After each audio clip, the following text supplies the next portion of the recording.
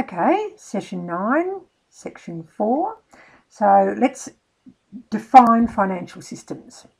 The term financial system means an information system. So it comprises one or more applications that is used by any of the following. So collecting, processing, maintaining, transmitting and reporting data about financial events, supporting financial planning or budgeting activities, accumulating and reporting cost information, or supporting the preparation of financial statements. So a financial system supports the financial functions required to track financial events. So it will provide financial information significant to the financial management of the agency and/or required for the preparation of financial statements. A financial system encompasses automated and manual processes, procedures, controls, data, hardware, software and support personnel dedicated to the operation and maintenance of system functions. So a financial system may include multiple applications that are integrated through a common database or are electronically interfaced as necessary to meet the defined data and processing requirements. So let's have a look at some business software resources. I referred to that before. So some of the software resources vary. Some will provide basic bookkeeping spreadsheets, such as MS Office, where other packages are more accounting packages, such as MyOb or Quicken. And others are more practice management tools, which may or may not provide bookkeeping or accounting components. So it's very important that you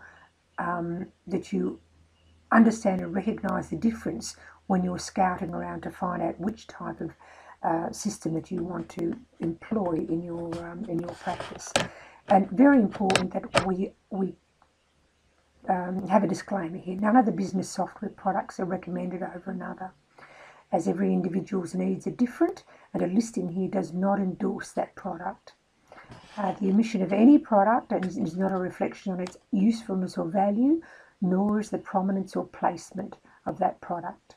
And please be aware that products change constantly, so it's up to you to keep the information up on different products, and for you to determine and decide which type of product that you wish to go with. So just a disclaimer there. So financial management systems software. Arguably the two most popular financial systems management software packages are Mind Your Own Books, MyOb, which you see the website there for, or QuickBooks by Quicken. Again, there's another website there for you to go to, or online bookkeeping services such as the website that's provided there, and mypractice.net.au covers nearly every aspect of practice management. So that just gives you a little idea of what it's all about. So www.mypractice.net.au provides the following resource to effectively manage your practice. So it'll give you easy management of appointments. It'll help you manage your appointments. All the information's in one place, so calendar, client notes, financial details. So it holds it all together, keeps it all together. It customises systems to suit your style, and it provides online support when you need it, and it grows as your practice grows. So that's one type. It's a wonderful resource when you've got at hand something that will help you to accomplish all those feats all at once. Let's look at depreciation. The definition of depreciation is the reduction of an asset through wear and tear, and that happens over time, and that we call that depreciation. So, for example, if you have a massage table, and your massage table, you buy it as an asset, and then over time that will depreciate because it's through wear and tear, kicking around a little bit, perhaps it gets a tear in it, and so on and so forth. In accounting companies can write off depreciated assets thereby reducing their notifiable income. So have a look at those two websites. And it's important that you're aware of this, because that can sometimes be quite substantial in certain instances. Claim for depreciation can be claimed through the ATO, and this alters with amendments, so you always have to make sure that you keep your eye on what's going on. A very good thing to do. Let's have a look at receipting. Receipts provided for services provided and any goods supplied must be given at the end of the consultation. So a receipt, as a health service provider, this is what it should carry the details of. The words tax receipt need to be at the top of it. Often a clinic logo, not necessary, but it's optional, but a good idea to do it. Your clinic ABN, your work cover provider number, your health insurance funds provider numbers, the type of consult, the name of the practitioner providing the service. The practitioner named on the receipt must be the one who provided the service, by the way, and the item number of the service or product from the health fund, and the cost to refer to the cost of services without GST. GST is stated, the cost plus GST is stated, signed and dated by the receptionist, and receipts must be numbered sequentially, and a copy or copies kept. So in many cases your association will provide you with a receipt that covers all of those options there. So worthwhile to check out what your association provides. I know with ACMA, the Association for Acupuncturists, that they provide us with either GST claim receipts or non-GST receipts. Float. What's a float all about? So using high caps or FPOS, the number of cash transactions can be small. However, it's important to have a float, because you never know.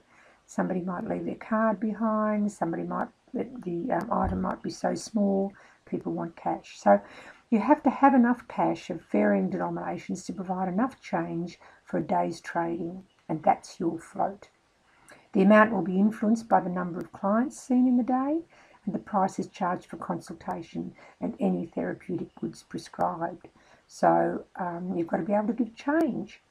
The money used for a float should not be taken from the current day's takings except to make up change. And mixing the float with the income can confuse the income figures for the day. So it's very important to keep a record of your float, know exactly how much you put into the float and what that sum was. That then gets taken away from your income from the day. And keep all other cash separate from the float, as this will minimise loss if a robbery is attempted. And we need to look at all possibilities. Petty cash. What's petty cash about? The definition of petty cash is a small amount of accessible cash that a company keeps in its office for incidentals. That's used for small purchases that a company needs to make based on short notice. So maybe you need to go down and buy some new stationery. Maybe there's some coffee needed in the coffee machine, or some herbal tea, and some tissues, some paper toweling, some new oil, whatever it is. So maintaining petty cash. Petty cash is short term. It should be reconciled regularly, and it should be replenished if the amount is too low. It should remain the same throughout the year, and around about $100 is usually the common amount that's held in the float. Records can be kept either via a book with columns ruled in it, or via the use of petty cash slips, which are completed when money goes in or out of the tin. So always noted, $3.65 for paper towels, and that petty cash slip is put back in, and that should be tallied then. So most newsagents will contain one of those, a book of petty cash slips. Okay, banking. Regular banking should be done by the business owner or a designated person, and preferably daily to minimise the potential of loss from burglary or robbery. So if you accumulate sums of money, then it's more likely that that your loss is going to be greater, of course, if such a thing as a robbery or a burglary should take place. So just a few little tips about banking. It's wise to vary the times at which banking is done. Now, it may seem foolish, but you never know. You never know. Somebody could be watching. So use different routes to the bank. Try to avoid using public transport, much more vulnerable, carrying a lot of cash around with you on public transport. If you're using a car, keep the doors locked and avoid quiet areas. Always park in areas where there are people around, so that to minimise the opportunity for somebody who might take advantage of you in a quiet area. If walking, avoid quiet areas or streets, and avoid carrying the cash in a bank bag. It's a great advertisement. Here it is. It screams out. So you could be knocked over by a thug running down the road. It would take him 2 seconds to snatch your bag and away you run, or she. Avoid discussing cash movements with others. So that's something that is that remains with you. That's the way that you do your banking, and you keep it to yourself. So bookkeeping ledger books. Ledger books or bookkeeping software should be used as part of an effective practice management. Using paper-based books or versus electronic devices, it's your choice, but you must keep a record of money coming in, your weekly income sources. You need to record your weekly disbursements, that's money going out, and monthly you will need to perform a bank reconciliation. If you are doing your own BAS, then doing this on a regular basis will make it that much easier. It makes it so much more easy if you've got it all done.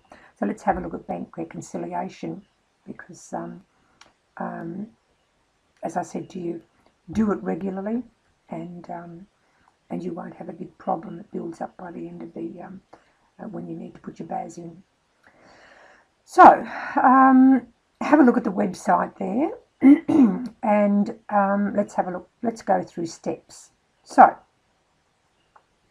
the balance per bank statement. So you add deposits in transit, you deduct outstanding checks, and you add or deduct bank errors. Important. Banks do make errors, and they don't always pick them up, but you have to be able to. Step 2, balance per books adjustments.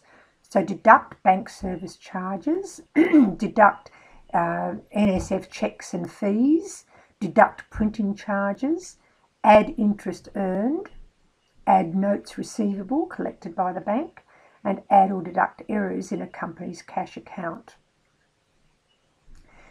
Step 3, after adjusting the two amounts, step 1 and 2, they should be equal. If they're not, you keep repeating the process until they are. And that's why I say if you do it bit by bit, then at the end you don't have a big an accumulated error which actually sits there and it's difficult to find. Journal entries must be prepared for adjustment to step 2, and adjustments to increase your cash balance will require entry that debits cash and credits another account. So that's self-explanatory. Adjustments to decrease cash balance require a credit to cash and a debit to another account.